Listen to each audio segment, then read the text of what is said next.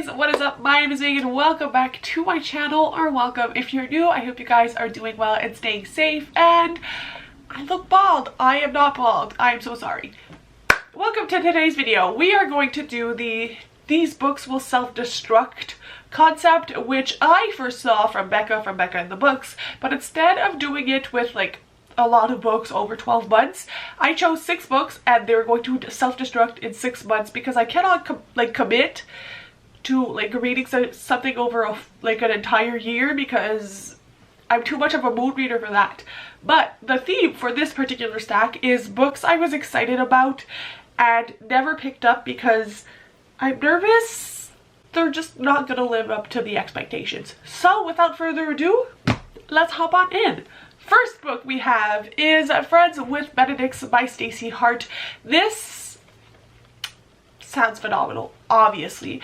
It basically follows these two main characters who used to date, I believe, when they were like either college or high school age, and then they had a falling out, and this man, I believe, returns to the town, and like there's this whole diner thing which explains the Benedict twist on Friends with Benefits. And he's going to try to convince our main female character to get back with him, and it sounds wonderful. What I really enjoy about Stacey Hart is the fact that her books are usually romance-centric, but also hold a lot of other things and talk about a lot of other issues with life. And so when I read another one of her books, like, I absolutely adored it for that, but I've created such a hype for her and her writing that I'm now nervous to read like anything else she has written.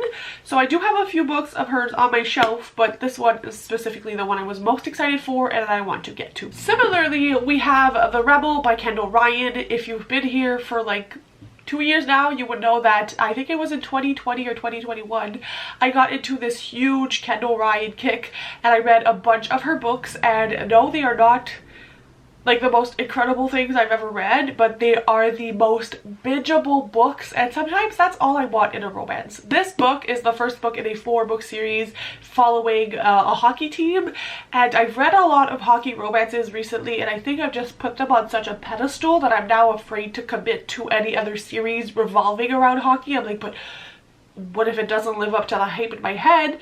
And what if it doesn't live up to the hype of like Kendall Ryan binging that I've set for myself? I do own the 3 first books, so ideally I, should probably get a move on.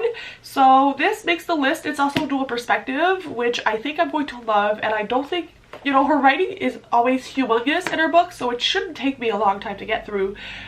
But again, I'm scared. Next up is a book I'm putting on here strictly because like I need to read it. And I cannot fathom the idea of getting rid of it, but like, it needs to happen.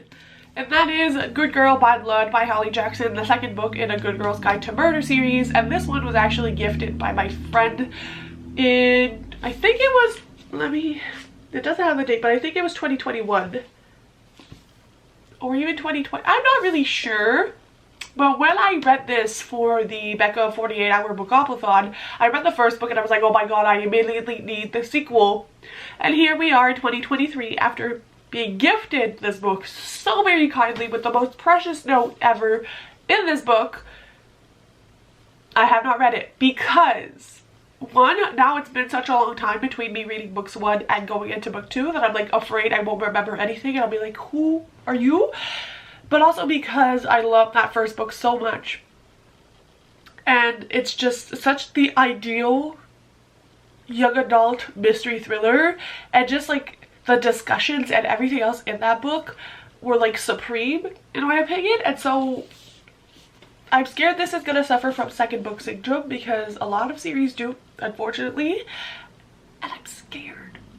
I'm really scared. But like I need to pick this up. Plus it was gifted to me. Like I don't like unhauling books that were gifted. I just, tell me to read this. Scream at me in the comments, please.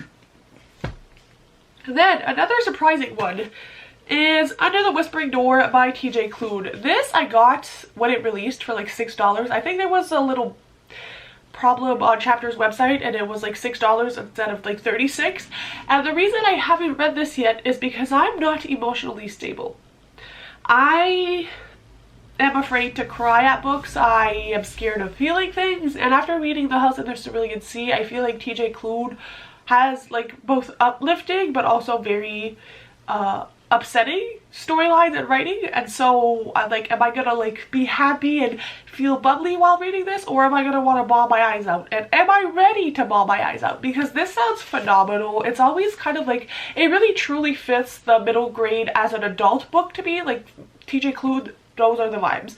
And I also want to read this because I pre-ordered In the Life of Puppets that I should be getting soon by TJ Klune, and I'm like, I cannot have 2 of his books on my shelf that are unread. That's not the vibe. So I need to get to this ASAP. The next book is one that a lot of people love, and it is You Made a Fool of Death with Your Beauty. This is the Illumicrate Afterlight edition, and to be fully transparent, would I have purchased this if it had not come in that subscription box? Probably not, because again, this sounds sad. And I'm not the most inclined to read sad books because we've established this like a minute ago. My mental health is fragile. So although I've heard like the most amazing reviews and that this is like a romance, but it's also kind of like literary fiction, and there's just been this whole thing about this book online, I'm like, am I gonna like it? Am I gonna be sad? Is this worth the read?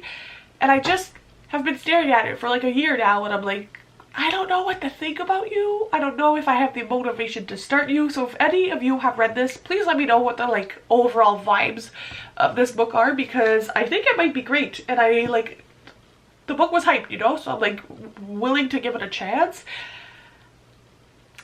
Still haven't picked it up though. And the last book on this stack is a middle grade, and that is The Last Firefox by Lee Newberry. This is about a literal firefox, which is the last of his kind, and the boy who has to save it. I recently purchased the sequel from Waterstones without having read this because I have a really great feeling I'm going to adore this book. It is on the lower end of middle grade.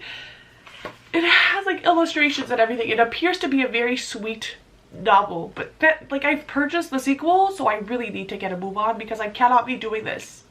I purchased it because I was placing an order on Waterstones and I didn't want to have to like go back and purchase this book again and pay for shipping. Like, it made sense, but I still I still haven't read this, so I need to get a move on.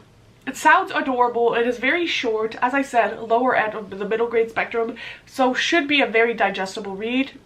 I don't know why I haven't picked this up, but I've been prioritizing a lot of other middle grade over this one, sadly, and that needs to change. So these are the 6 books that are going to self-destruct in 6 months if I have not read them.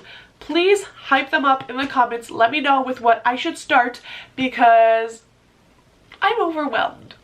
So wish me luck, and in 6 months we will come back and see if I've read all of them. If not, we're gonna have to say goodbye, which is a very scary thought. So that's it for me today, guys. Let me know if you have any books that you would put on a self-destruct list, and I'll see you very soon with another video. Bye guys, happy reading.